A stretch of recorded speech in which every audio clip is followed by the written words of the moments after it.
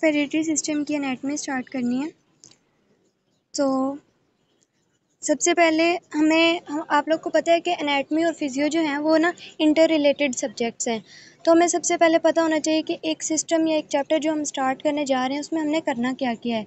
जब हम फिजियो पढ़ते हैं तो हमें सबसे पहले किसी भी ऑर्गन या ऑर्गन सिस्टम के अंदर हम लोग उसके फंक्शन, वर्किंग और ये चीज़ें देखते हैं।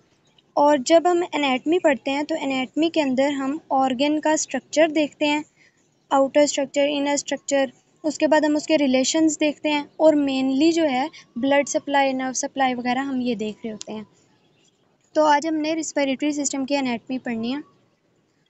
सबसे पहले रिस्पिरेशन होता क्या है? Exchange of oxygen and carbon dioxide between atmosphere and body cells is called respiration. फिर उसके बाद हमने ये देखना है कि स्ट्रक्चर्स कौन कौन सी इन्वॉल्व होते हैं रिस्पिरेटरी सिस्टम के अंदर। तो सबसे पहले आता है नोज़ एंड नेज़ल कैविटी, के जो एयर है वो एंटर ही नोज़ से हो रही होती है। उसके बाद फेरेंक्स, फिर लेरेंक्स, फिर trachea, then lungs, pleura and pleural cavity, bronchi and bronchioles और at the end respiratory bronchioles and alveoli. तो सबसे पहले हमारे पास आता है नोज़ एंड नेज़ल कैविटी। तो नोस्ट्रिल्स या नेज़ल्स क्या होते हैं? Nostrils are the openings into the nose. कौन सी ओपनिंग? जो एक्सटर्नल ओपनिंग होती है उनको हम क्या कहते हैं? नोस्ट्रिल्स। और ये मेन रूट होते हैं एंट्री ऑफ एयर के लिए रिस्पिरेटरी सिस्टम के अंदर। फिर आप लोग को पता है कि right and left nasal cavity होती है, तो वो डिवाइड होती है किससे? नेज़ल सेप्टम से। नेज़ल सेप्टम किससे बना होता है? Perpendicular sheet of bone and cartilage, जो कि वोमर और एथमोइड, ये दो बोन्स हैं हमारे पास, फेशियल बोन्स। तो इसमें से जो एथमोइड बोन है उसकी ये कैरेक्टरिस्टिक आप लोगों ने याद रखनी है कि ये पेपर लाइक थिन बोन होती है। जब किसी को कोई भी स्वेयर एक्सीडेंट भी हो तो सबसे ज़्यादा चांस जो होता है ना कि वो उसकी नाक की हड्डी जो होती है ना वो टूट जाती है, तो वो एथमोइड ही होती है। पेपर लाइक थिन बोन होती है ये हमारी।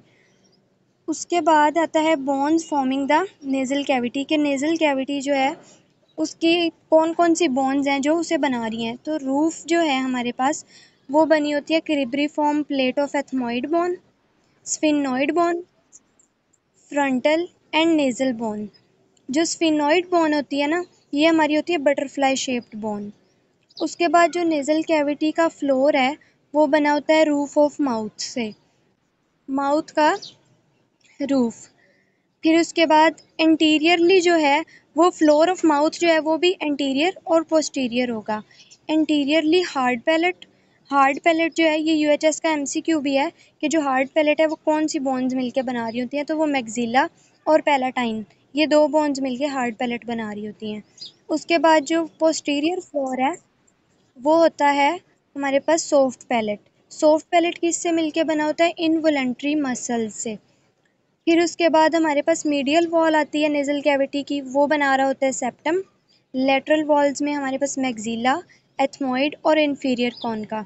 कॉनकास जो होते हैं वो हमारे पास तीन होते हैं, सुपीरियर कॉनका, इन्फीरियर कॉनका और दरमियान में होता है मिडल कॉनका। उसके बाद आता है पोस्टीरियर वॉल। पोस्टीरियर वॉल किससे बना होता है? पोस्टीरियर वॉल ऑफ फेरेंक्स से। यहाँ पे ना जो लाइनिंग्स हैं एपिथेलियम की वो आप लोगों ने अच्छे तरीके से याद करनी है। हर सिस्टम में कहीं ना कहीं आपको जो है वो आएंगी। म्यूकस की भी ज़रूरत होती है हमारे रिस्पिरेटरी सिस्टम में, और दूसरा सीलिया की भी। जब सीलिया बीट करते हैं, कोई भी फॉरेन बॉडी जब हम इनहेल करते हैं तो सीलिया बीट करते हैं, उससे क्या होगा कि कोई भी चीज़ जो अंदर गई है वो बाहर आ जाती है। फिर आती हैं openings into the nasal cavity, के नेज़ल कैविटी में क्या क्या चीज़ ओपन हो रही होती है। एंटीरियर नेरस जो होते हैं वो क्या होते हैं? Openings for from exterior into the nasal cavity, यानी जो हमने नॉस्ट्रिल्स पढ़े। फिर आगे से ओपनिंग हो रही है तो ऑब्वियसली बैक साइड से भी ओपनिंग होगी जो फर्दर जो है रिस्पिरेटरी ट्रैक को लीड करेगी, तो वो होती है पोस्टीरियर नेरस। ये होती हैं openings from nasal cavity into pharynx. फिर आते हैं पैरानेज़ल साइनसेस, ये इंपॉर्टेंट हैं। 4 साइनसेस होते हैं हमारे पास, इसका निमोनिक आप 4 मेस से भी याद रख सकते हैं। 4 mess, F for frontal, M for maxillary, E for ethmoidal और S फॉर स्फिनोइडल। तो ये 4 साइनस होते हैं और इनमें से जो सबसे बड़ा साइनस होता है वो होता है मैक्सिलरी साइनस। तो ये जो साइनसेस हैं वो हमारे पास ये ओपन हो रहे होते हैं पैरानेजल साइनसेस नेजल कैविटी में। जो मैक्सिलरी साइनस है वो लेटरल वाल्स में ओपन होता है। फ्रंटल और स्फिनोइडल साइनस जो है वो रूफ में ओपन होता है। और एथमोइडल साइनस जो है वो upper part of lateral walls में ओपन होता है। ओके। उसके बाद functions of nose. Function as such जो है एनाटमी का नहीं है टॉपिक, लेकिन हमारी रोस में जो है वो एनाटमी वाले पोर्शन में ही लिखा हुआ है, तो हम सुपरफिशियली इसको साथ साथ देखते जाएंगे। फंक्शन ऑफ नोज़ क्या है? रिस्पिरेटरी फंक्शन होता है, वार्मिंग होती है, फिल्टर करते हैं जो हेयर होते हैं, क्लीनिंग होती है, ह्यूमिडिफिकेशन होता है और sense of smell most important. इसमें क्या होता है? स्पेशलाइज्ड रिसेप्टर्स होते हैं सेंस ऑफ स्मेल के। वो कहाँ पे पड़े होते हैं? Cribriform plate of ethmoid bone में और सुपीरियर कोनका में। और जो नर्व इन्वॉल्व होती है वो कौन सी होती है? Olfactory nerve. ये ओल्फैक्टरी नर्व जो है वो हमारी फर्स्ट क्रेनियल नर्व है। टोटल 12 क्रेनियल नर्व्स हैं, वो आपको फिंगर टिप्स पे आनी चाहिए। Olfactory, optic, oculomotor, trochlear, trigeminal abducens, facial, vestibulocochlear, glossopharyngeal, vagus, accessory और हाइपोग्लोस। अब हमने नोज़ एंड नेज़ल कैविटी देख लिया। Next comes pharynx. फेरिंक्स जो है वो 12 टू 14 सेंटीमीटर लॉन्ग एक स्ट्रक्चर है, मस्कुलर स्ट्रक्चर, और 6 सर्वाइकल वर्टिब्रा तक ये लीड करता है। इसके रिलेशंस, अभी रिलेशन जो हैं वो बहुत इंपॉर्टेंट हैं और एज सच एनाटमी में इतने ज़्यादा हैं भी नहीं। एक रिस्पिरेटरी सिस्टम के आपको अच्छे तरीके से करने होते हैं, उसके अलावा और जो मेन सिस्टम्स होते हैं, यूरिनरी सिस्टम के आपको करने होते हैं, और जो हार्ट है उसमें तो है ही एक सीवीएस में हार्ट ही है, उसके जो रिलेशंस है वो आपको अच्छे तरीके से करने होते हैं, और रिप्रोडक्टिव सिस्टम के। तो फेरेंक्स में जो रिलेशंस हैं वो सुपीरियर जो है inferior surface of base of skull. Inferior जो है ये कॉन्टिन्यूस होता है इसोफेगस के साथ। एंटीरियर जो है वो वॉल इनकम्प्लीट है because of opening into mouth, nose and larynx. अब देखने में ये बहुत ऐसे फजूल सी बात लग रही है, लेकिन हमारे जो है यूएचएस में लास्ट ईयर यही एमसीक्यू आया था कि एक ऐसी स्ट्रक्चर है, उसकी जो एंटीरियर वॉल है वो इनकम्प्लीट है और वो ओपन हो रही है माउथ, नोज़ एंड लेरिंग्स में। तो ये फेरेंक्स उसका आंसर था, ये एमसीक्यू आया था हमारी दफ़ा। उसके बाद पोस्टीरियर रिलेशन, इसमें क्या है कि पोस्टीरियरली हमारे पास सर्वाइकल वर्टिब्रा पड़े हैं, फर्स्ट 6। उसके बाद आते हैं पार्ट्स ऑफ फेरिंग्स। तो 3 पार्ट्स हैं, नेज़ोफेरिंग्स, ओरोफेरिंग्स और लेरिंजोफेरिंग्स। इन 3 पार्ट्स में जो पहला पार्ट है नेज़ोफेरिंग्स, वो इन्वॉल्व होता है सिर्फ और सिर्फ रिस्पायरेशन में। और जो ओरोफेरिंग्स और लेरिंजोफेरिंग्स है, ये 2 पार्ट्स जो हैं वो डाइजेशन में भी इन्वॉल्व होते हैं और रिस्पायरेशन में भी। नेज़ोफेरिंग्स जो है, इसकी जो लेटरल वाल्स हैं उसके अंदर जो 2 ओपनिंग्स होती हैं वो कहाँ पे लीड करती हैं? ऑडिटरी ट्यूब्स में, और ये मिडल ईयर से कनेक्ट करते हैं। यूस्टेकियन ट्यूब जब हम पढ़ते हैं तो उसमें हम इसका जिक्र पढ़ते हैं। और पोस्टीरियर वाल में हमारे पास फेरेंजियल टॉन्सिल्स होते हैं। अब जो टॉन्सिल्स होते हैं उसकी 4 मेन टाइप्स होती हैं, पैलाटाइन, फेरेंजियल, लिंगुअल और ट्यूबल। ये 4 टाइप्स होती हैं टॉन्सिल्स की। उसके बाद आता है ओरोफेरिंग्स। ओरोफेरिंग्स जो है वो बोथ डाइजेशन एंड रिस्पिरेशन में इन्वॉल्व होता है, और इसकी लेटरल वाल्स में हमारे पास पैलेटाइन टॉन्सिल्स होते हैं। और लास्ट जो है लेरिंजोफेरिंग्स है हमारे पास, और ये जो है बोथ रिस्पिरेशन और डाइजेशन में इन्वॉल्व होगा, और दूसरा ये कॉन्टिन्यूस होगा इसोफेगस से। डाइजेस्टिव सिस्टम में फेरिंग्स जो है वो आगे इसोफेगस बना देगा, लेकिन रिस्पिरेटरी सिस्टम में क्या होगा? जो फेरिंग्स है वो आगे लेरिंग्स को लीड करेगा। स्ट्रक्चर ऑफ फेरिंग्स जो है उसमें हम देखेंगे सबसे पहले लाइनिंग क्या होती है। तो जो नेज़ोफेरिंग्स है उसमें होती है सिलिएटेड कॉलमनर एपिथेलियम, और ओरोफेरिंग्स और लेरिंजोफेरिंग्स जो है उसके अंदर हमारे पास होती है स्ट्रेटिफाइड स्क्वेमस एपिथेलियम। अब आप लोग सोच रहे होंगे है तो फेरिंग्स, तो इसके दोनों जो तीनों पार्ट्स हैं उसके अंदर एक ही तरह की एपिथेलियम होनी चाहिए। तो ऐसा इसलिए है कि जो नेज़ोफेरिंग्स है, मैंने आपको बताया कि वो होता है रिस्पिरेटरी सिस्टम में इन्वॉल्व सिर्फ, तो इसमें सिलिएटेड कॉलमनर की ज़रूरत है। लेकिन जो ओरोफेरिंग्स और लेरिंजोफेरिंग्स है वो डाइजेशन में भी इन्वॉल्व है। इसकी वजह से स्ट्रेटिफाइड स्क्वेमस एपिथेलियम होती है, क्योंकि यहाँ पे वियर एंड टियर आ जाता है, इंजरी आती है। जब हम फूड को स्वेलो करते हैं तो फूड स्टफ जब पास आउट होता है, इसकी वजह से इंजरी हो जाती है। तो ये जो स्ट्रेटिफाइड स्क्वेमस होती है बार बार चेंज होती रहती है, ये रिप्लेस होती रहती है। उसके बाद इसमें सब म्यूकोज़ा होता है जो कि रिच होता है माल्ट में। माल्ट क्या होता है? म्यूकोज़ा एसोसिएटेड लिम्फोइड टिश्यू, और ये प्रोटेक्ट करते हैं हमें इन्फेक्शन से। उसके बाद इसमें स्मूथ मसल्स होते हैं। स्मूथ मसल्स का क्या काम होगा? ये फेरेंक्स को परमानेंटली ओपन रखते हैं, और अगर इन स्मूथ मसल्स का टोन जो है वो रिड्यूस हो जाए तो स्नोरिंग होती है, स्नोर होता है। और टोन क्या होता है? मसल टोन होता है partial contraction. State of partial contraction of muscle is called muscle tone. तो अगर इसकी टोन जो है वो रिड्यूस हो जाए तो स्नोरिंग होगी, और फिर बार बार जो है नींद से हम उठ जाएंगे, पीरियोडिक वेकनिंग्स होगी। फिर उसके बाद इसकी जो है ब्लड सप्लाई आती है। ब्लड सप्लाई इसकी क्या है? आर्टीरियल जो ब्लड सप्लाई है। अब आप जो है प्रोफेशनल ग्राउंड पे आ गए हैं, तो आप अच्छे अच्छे वर्ड्स टर्मिनोलॉजीज यूज़ किया करें।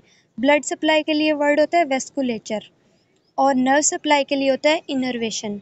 तो इसका वेस्कुलेचर क्या है? आर्टीरियल सप्लाई और वीनस ड्रेनेज, ये दो चीज़ें हम देखते हैं। आर्टीरियल सप्लाई में हमारे पास आती है फेशियल आर्टरी, और वीनस ड्रेनेज में फेशियल वेन, जो कि बाद में कहाँ ड्रेन करती है? इंटरनल जुगुलर वेन में। और नर्व सप्लाई में फेरेंजियल प्लेक्सिस आ जाते हैं।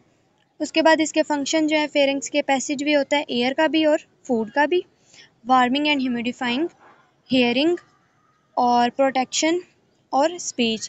प्रोटेक्शन किसकी वजह से हुई? टॉन्सिल्स की वजह से।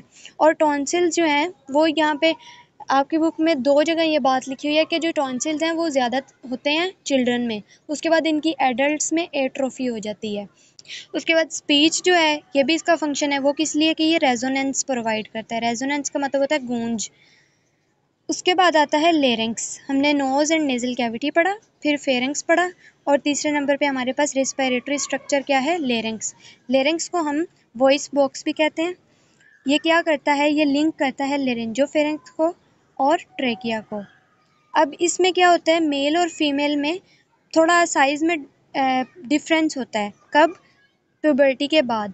जो मेल होते हैं उनमें थोड़ा ज़्यादा होता है, जो आगे हड्डी है उनकी वो बड़ी हुई होती है, तो वो उस प्रोमिनेंस को हम क्या कहते हैं? Adam's apple. तो इसके रिलेशंस जो हैं लेरिंक्स के, सुपीरियर हायोइड बोन और रूफ ऑफ टंग। इन्फीरियर जो है ये कॉन्टिन्यूज होता है ट्रेकिया के साथ। Anterior muscles of neck. Posterior 3 to 6 cervical vertebra, और लेटरली हमारे पास लोब्स ऑफ थायरॉइड ग्लैंड होते हैं। उसके बाद स्ट्रक्चर देखते हैं लेरिंक्स की। मेनली ये कार्टिलेजेस से बना होता है। कार्टिलेज दो तरह के, हाइलिन, इलास्टिक। जो जनरल एनाटमी है उसमें कार्टिलेज की आपने 3 टाइप्स पढ़ी हैं। कौन? हाइलिन में क्या क्या है? एक थायरॉइड, एक क्रिकोइड, और 2 एरिटिनॉइड। एरिटिनॉइड जो है वो जो होती है पोस्टीरियर साइड पे होती है लेरिंक्स के। थायरॉइड और क्रिकोइड जो होती हैं वो एंटीरियर सरफेस पे, और जो एरिटिनॉइड वो पोस्टीरियर सरफेस पे। ओके, उसके बाद आता है लेरिंक्स व्यू, फ्रंट और बैक। ये दिखाया हुआ है इसमें लेरिंक्स के, ये जो येलो कलर का है ना, ये थायरॉइड कार्टिलेज हमें दिखाई हुई है पहले वाले फ्रंटल व्यू में। और उसके बाद ये जो है ना, यही प्रोमिनेंस होती है जो एडम्स एप्पल बनाती है, थायरॉइड कार्टिलेज। और ये जो बैक व्यू है इसके अंदर हमें एरिटिनॉइड कार्टिलेज नज़र आ रहे हैं। उसके बाद अब हम इन कार्टिलेजेस की थोड़ी थोड़ी एक्सप्लेनेशन देखते हैं। थायरॉइड कार्टिलेज जो है मोस्ट प्रोमिनेंट कार्टिलेज होती है, और ये एडम्स एप्पल बनाती है। और दूसरा, इसकी एंटीरियर वॉल जो होती है वो डिवाइड होती है एक नोच से। आपने ऊपर भी डायग्राम में नज़र आ रहा है ना, आपको एक नोच नज़र आ रही है थायरॉइड कार्टिलेज में, तो ये डिवाइड होती है। पोस्टीरियर वॉल इसकी इनकम्प्लीट होती है, और अपर पार्ट जो लाइनिंग होती है ना थायरॉइड कार्टिलेज की, वो स्ट्रेटिफाइड स्क्वेमस होती है, और जो लोअर पार्ट होती है वो सिलेटेड कोलमनर होती है। उसके बाद क्रिकोइड कार्टिलेज, ये इसकी शेप होती है सिग्नेट रिंग जैसी, ये यहाँ पे साथ बनी हुई है ना, सिग्नेट रिंग। उसके बाद इसकी लाइनिंग जो होती है वो सिलेटेड कोलमनर होती है, और लोअर बॉर्डर जो है, अच्छा ये एक बहुत इंपॉर्टेंट एमसीक्यू है कि अपर रिस्पायरेटरी ट्रैक्ट और लोअर रिस्पायरेटरी ट्रैक्ट, अक्सर आप लोगों ने ये सुना होगा, लिखा हुआ भी देखा होगा तो कोई ना कोई एक मार्जिन होता है, उस पे हम कह रहे होते हैं कि इस चीज़ से ऊपर जो होगा वो अपर रिस्पायरेटरी ट्रैक होगा और इस चीज़ से नीचे जो होगा वो लोअर रिस्पायरेटरी ट्रैक होगा। तो ये क्रिकोइड कार्टिलेज जो है वो ये मार्जिन है जो अपर और लोअर रिस्पायरेटरी ट्रैक को डिवाइड कर रही होती है। इसी तरह थोरेसिक कैविटी और एब्डोमिनल कैविटी को क्या चीज़ डिवाइड कर रही होती है? डायाफ्राम। थोरेसिक कैविटी और एब्डोमिनल कैविटी को डिवाइड करता है। इसी तरह क्रिकोइड कार्टिलेज जो है वो अपर रिस्पायरेटरी ट्रैक्ट और लोअर रिस्पायरेटरी ट्रैक्ट को डिवाइड करती है। उसके बाद आती है एरिटेनॉइड कार्टिलेज। ये क्या होती है? टू रफली पिरामिडल शेप्ड। तो ये इसकी रफली पिरामिडल शेप होती है और पोस्टीरियर वाल पे होती है और इसकी जो लाइनिंग होती है वो सिलिएटेड कोलमनर होती है। उसके बाद एपिग्लोटिस आता है। तो ये लीफ शेप्ड फाइब्रोइलास्टिक कार्टिलेज होती है और इसकी लाइनिंग क्या है? Stratified squamous epithelium. अब ब्लड सप्लाई देखते हैं इसकी, यानी वस्कुलेचर। ब्लड सप्लाई में आर्टीरियल सप्लाई होते हैं सुपीरियर और इन्फीरियर लेरेंजियल आर्टरीज से और वीनस ड्रेनेज क्या होती है? थायरॉइड वेन्स, जो कि बाद में ड्रेन करती हैं internal jugular vein. Internal jugular vein जो है वो कल की जो है वो मेन वेन है। सारी जो छोटी छोटी वेन्स होती हैं वो इसी के अंदर ड्रेन कर रही होती हैं। फिर उसके बाद नर्व सप्लाई जो है लेरेंक्स की वो क्या होती है? लेरेंजियल नर्व्स और सुपीरियर सर्वाइकल गैंग्लिया। उसके बाद वोकल कॉर्ड्स होते हैं लेरिंग्स में। हमने स्टार्टिंग में पढ़ा था कि लेरिंग्स का दूसरा नाम होता है वॉइस बॉक्स। तो वॉइस बॉक्स इसको किस लिए कहते हैं? क्योंकि इसके अंदर वोकल कॉर्ड्स होते हैं। तो वोकल कॉर्ड्स जो हैं उन्हीं की वजह से आवाज़ पैदा होती है। तो इसकी करैक्टरिस्टिक्स हैं कि जब वोकल कॉर्ड्स यूज़ में होंगे तो उनकी क्या क्या करैक्टरिस्टिक होंगी। तो जो मसल्स वोकल कॉर्ड्स को कंट्रोल कर रहे हैं वो कॉन्ट्रैक्ट स्टेट में होंगे और दूसरा वोकल कॉर्ड्स एडक्टेड होंगे। एडक्टेड यानी एक दूसरे के करीब होंगे और फिर जब वोकल कॉर्ड्स यूज़ में होंगे तब क्या होगा? मसल्स जो हैं वो रिलैक्स होंगे और वोकल कॉर्ड्स एबडक्टेड होंगे और ये लो पिच साउंड प्रोड्यूस करेंगे। और दूसरा यहाँ पे लिखा हुआ है कि शॉर्ट कॉर्ड जो होते हैं ना, शॉर्ट वोकल कॉर्ड्स, वो हाई पिच साउंड प्रोड्यूस करते हैं और लॉन्ग वोकल कॉर्ड जो हैं वो लो पिच साउंड प्रोड्यूस करते हैं। यही वजह है कि जो लड़कियों की आवाज़ होती है वो हाई पिच्ड होती है। हाई पिच का क्या मतलब होता है? बहुत ज़्यादा चीखने वाली आवाज़। और लॉन्ग कॉर्ड जो होते हैं, जो मेल होते हैं, उनके अंदर जो वोकल कॉर्ड्स होते हैं वो थोड़े उनका साइज़ ज़्यादा होता है जिसकी वजह से वो उनकी जो पिच होती है वो लो होती है। ये वोकल कॉर्ड्स आपको दिखाए हुए हैं कि एबडक्टेड स्टेट में कैसे होते हैं और एडक्टेड स्टेट में कैसे होते हैं। उसके बाद फंक्शंस ऑफ लेरिंग्स आते हैं। क्या क्या फंक्शन है? कंट्रोल करता है पिच को, वॉल्यूम ऑफ साउंड को, resonance, speech, passage way of air होता है, ह्यूमिडिफाई करता है, फिल्टर करता है और वार्मिंग ऑफ एयर। उसके बाद आता है ट्रेकिया। ट्रेकिया का दूसरा नाम होता है wind pipe. Trachea wind pipe जो है वो 10 to 11 सेंटीमीटर लॉन्ग होती है और ये कॉन्टिन्यूशन होती है लेरिंग्स की और ये डिवाइड करती है लेफ़्ट और राइट प्राइमरी ब्रोंकाई पे। किस पॉइंट पे? कैरिना। इस पॉइंट को हम कहते हैं कैरिना। इसके रिलेशंस में क्या है? सुपीरियर लेरिंग्स इन्फीरियर ब्रोंकाई में डिवाइड हो गई, एंटीरियर इसके थायरॉइड ग्लैंड पड़ा होता है, पोस्टीरियर इसोफेगस और लेटरली लंग्स होते हैं और लोब्स ऑफ थायरॉइड ग्लैंड। उसके बाद स्ट्रक्चर ऑफ ट्रेकिया क्या है? 16 to 20 इनकम्प्लीट सी शेप्ड इसके पास रिंग्स होते हैं, किसके? कार्टिलेज के। और लेयर्स ऑफ ट्रेकिया क्या है? 3 layers, outer layer, middle layer और इनर लेयर। आउटर लेयर में होता है फाइब्रस टिश्यू, मिडल लेयर में होता है स्मूथ मसल्स, इनर लेयर में सिलिएटेड कोलमनर एपिथेलियम। ये आप जहाँ पे भी पढ़ोगे ना अक्सर ऐसे होता है कि मिडल लेयर में स्मूथ मसल्स ही होते हैं और उनका काम क्या होता है? कॉन्ट्रैक्शन रिलैक्सेशन करवाना। उसके बाद blood supply of trachea. Arterial supply में आता है इन्फीरियर थायरॉइड और ब्रोंकियल आर्टरीज और वीनस ड्रेनेज में आता है इन्फीरियर थायरॉइड वेन्स जो कि ड्रेन करती हैं ब्रेकियोस्फेलिक वेन्स में। पहले सारी ड्रेन कर रही थी इंटरनल जुगुलर वेन में, अब हम आ गए ब्रेकियोस्फेलिक वेन की तरफ। नर्व सप्लाई जो है वो लेरेंजियल नर्व्स और वेगस नर्व। वेगस नर्व हमारे पास होती है 10th क्रेनियल नर्व, इसका दूसरा नाम होता है वांडरर नर्व। अब पैरासिम्पैथेटिक स्टिमुलेशन और सिंपैथेटिक स्टिमुलेशन। पैरासिम्पैथेटिक स्टिमुलेशन का दूसरा नाम होता है वेगल स्टिमुलेशन। ये आपने याद रखना है किसी भी सिस्टम के ऊपर सिंपैथेटिक स्टिमुलेशन का क्या इफेक्ट होता है और पैरासिम्पैथेटिक का क्या होता है। सोचने की बात है, जब सिंपैथेटिक स्टिमुलेशन होती है इमरजेंसी की सिचुएशन तो हमारे सांस क्या होता है? तेज़ तेज़ आ रहा होता है। तो जब रिस्पिरेटरी ट्रैक्ट ओपन होगा तभी तो हमारे सांस तेज़ तेज़ आएगा ना। तो यहाँ पे ये डायलेट कर देता है ट्रैकिया को, सिंपैथेटिक स्टिमुलेशन। और पैरासिम्पैथेटिक जो है वो कॉन्स्ट्रिक्ट कर देगा ट्रैकिया को। उसके बाद फंक्शन ऑफ ट्रेकिया क्या है, सपोर्ट प्रोवाइड करता है और पेटेंसी, पेटेंट होना यानी ओपन रखता है इसको। और म्यूकोसिलरी एस्केलेटर, म्यूकोसिलरी म्यूकस और सीलिया की वजह से एस्केलेटर यानी कोई भी फॉरेन बॉडी जो आएगी वो एक्सहेल कर दी जाएगी। फिर उसके बाद कफ रिफ्लेक्स आती है इसके अंदर, और वार्मिंग, ह्यूमिडिफाइंग और फिल्टरिंग। तो कफ रिफ्लेक्स में आपने याद रखना है कौन सी नर्व इन्वॉल्व होती है। मैंने जब ये याद रखा था 2 रिफ्लेक्सेस हमने पढ़ी थी, स्नीज रिफ्लेक्स और कफ रिफ्लेक्स। सीवी, सीवी होता है ना, इस निमोनिक से याद रख सकते हैं आप। कफ रिफ्लेक्स में होती है वेगल्स नर्व, और S T, S for sneeze reflex में होती है ट्राइजेमिनल नर्व। तो ये आपने याद रखना है। उसके बाद मेजर जो ऑर्गन है हमारे पास रेस्पिरेटरी सिस्टम का वो होता है लंग्स। लंग्स क्या होते हैं, 2 कोन शेप्ड लंग्स होते हैं, और पड़े कहाँ पे होते हैं, थोरेसिक कैविटी में। एपेक्स इसका क्या होता है, 25 millimetre above level of middle third of clavicle, clavicle यानी कॉलर बोन हमारी। बेस कैसी होती है, कनकेव होती है, सेमिल्यूनर शेप होती है उसकी, और ये डायाफ्राम के ऊपर पड़ी होती है। फिर इसकी 2 सरफेस होती हैं, कोस्टल सरफेस और मीडियल सरफेस। कोस्टल सरफेस हम आउटर सरफेस को कह रहे हैं इसकी, जो कि कोस्टल कार्टिलेज और रिब्स के साथ अटैच है डायरेक्टली। और मीडियल सरफेस जो है इसके अंदर ट्रायंगुलर शेप्ड एरिया होता है, हाइलम। ये जो हाइलम है ये आप उधर भी पढ़ोगे, किडनी में भी। ये एक ओपनिंग्स, इसके अंदर ओपनिंग्स होती हैं काफ़ी सारी। जो सारी चीज़ें जो एंटर हो रही हैं या लीव हो रही हैं वो हाइलम से ही हो रही होती हैं। तो क्या क्या चीज़ें इन्वॉल्व होती हैं हाइलम में, bronchi, pulmonary arteries, pulmonary veins, bronchial artery, bronchial when, lymphatic और नर्व सप्लाई। फिर उसके बाद राइट लंग और लेफ्ट लंग, इन दोनों में से बड़ा कौन सा होता है, राइट लंग। क्यों, क्योंकि इसके पास 3 लोब्स होती हैं, सुपीरियर, मिडल और इन्फीरियर। और लेफ्ट लंग के पास होती हैं 2 लोब, सुपीरियर और इन्फीरियर।